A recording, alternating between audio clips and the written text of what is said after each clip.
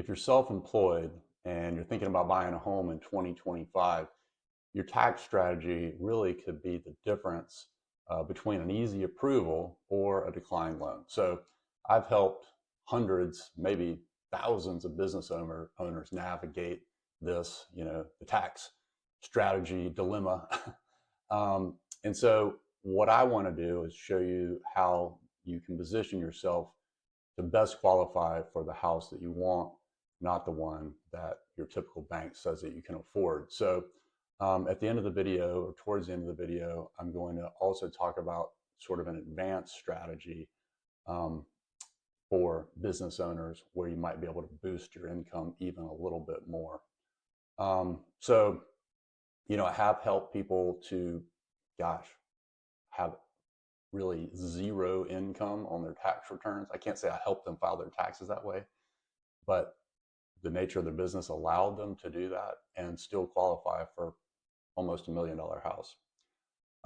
So this video really is for entrepreneurs, obviously self-employed people, real estate investors, anybody that is not a W-2 employee and files their own business tax return. So why does how you file your tax return matter? Mortgage lenders don't depend on, or they don't look at your gross income that shows up on your tax return. They look at your net after deductions.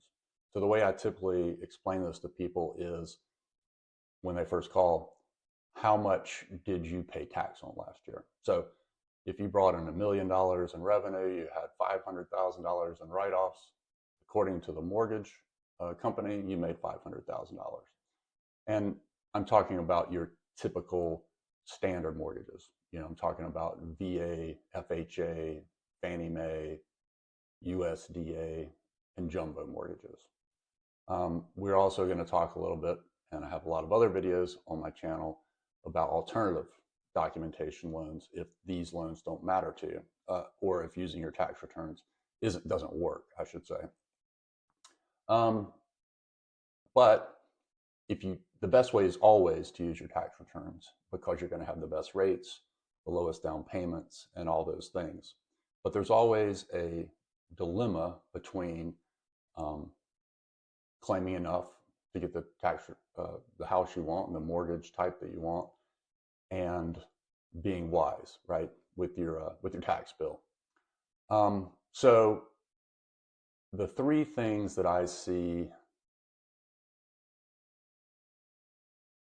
as core strategies, right, to boost your earnings on your taxes for mortgage is obviously limit strategic write-offs, or limit write-offs strategically, I should say. Maybe that is pushing some things, if you can, into next year, right? It is good to pay yourself a W-2 salary. Now, it doesn't matter. You are still self-employed. We can't just use W-2s like a normal loan. Something that is interesting, I always say there's not a lot of common sense in the mortgage industry. If you have an employee and they're on a W-2 salary from you, they could easily qualify for more than you qualify for. Because let's say you have an employee that are on a $100,000 W-2 salary, but with all your write-offs, whatever happened that year, your business actually, maybe they file a loss or a very small gain.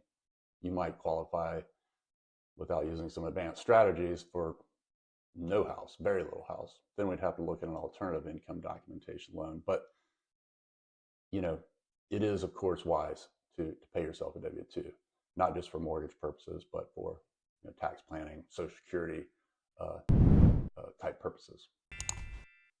The next thing I wanted to talk about is the power of depreciation. So there's very few things that you can add back as write-offs on your taxes, but a big one and the main one is depreciation. So depreciation is a non-cash expense that lowers your taxable income, but it doesn't touch your actual cash flow. So mortgage lenders can add back certain types of depreciation to your qualifying income, especially on Schedule C, E, 1065S, and 1120S tax returns. An example of things that would be depreciation, or maybe industries I see a lot of depreciation, a trucking company, for example, buying trucks every year, doing, writing that off as depreciation, that could be a big expense. Equipment, uh, you know, real estate investors, different things like that. Um, Industries where I see it doesn't really work, or things where you just really don't have a lot of, well, equipment, hairdressers, consultants, white collar type jobs where you're working out of your house. Um, you know, Really very hard to find things there. Well, another thing to think about, uh, if you can't, find enough expenses, is doing something called cost segregation. And this is an advanced strategy that really I've just kind of come across. But think about this: if you own an investment property, you could hire a specialist to break your building into components that depreciate faster. So think appliances, fixtures, landscaping. This is cost segregation, and it could give you a lot of money in deductions without, uh, you know, reducing your actual cash flow. Um, a lot of times you could take this strategy and, well, if you think about, I guess it was 2017 where they allowed people to take bonus depreciation, and that's been phasing out, I think 20% a year, and I think it goes out completely in 2026. So that was where you could buy, say, a truck and write off the whole thing the first year. This is similar to that, where instead of depreciating something over, we'll say 26 years, maybe you depreciate it over 5 years. And so, long story short, you're able to boost that depreciation that you can put into your tax return, which is going to increase the amount of income that you can use for a mortgage. So if you have any more questions about that, put it in the comments. Frankly, I'm not a specialist on that, so I would like to get some more information on it as well. But it's something I think could really help. The thing to do, let's say if we do all of these things, we tried everything, and we can't get any more income. Many times, and I do a lot of these types of loans, it just doesn't work. I have several loans right now. One gentleman, we basically tried everything. The nature of his business, it just didn't work, no matter how we looked at it.